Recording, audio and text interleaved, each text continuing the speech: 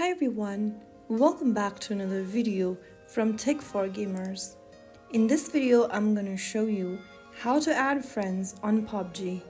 To add friends in PUBG, first of all, open up the PUBG mobile app on your device and from the main screen, tap on the friends icon at the top left. Inside the friends tab, click on add friend. Now from the advanced search tab, go ahead and enter a nickname or user ID you want to search.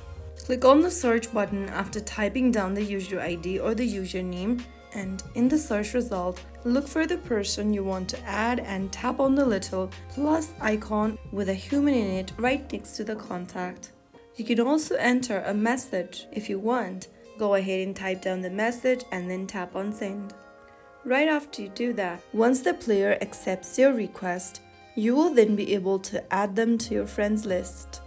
You can also add friends from social media, such as by linking in with your Facebook account or other accounts and add friends through those platforms. So that's how you can easily add a friend on PUBG Mobile. If you found the video helpful, like, share and subscribe for more tutorials from us. I will be back again in the next video. Thank you for watching.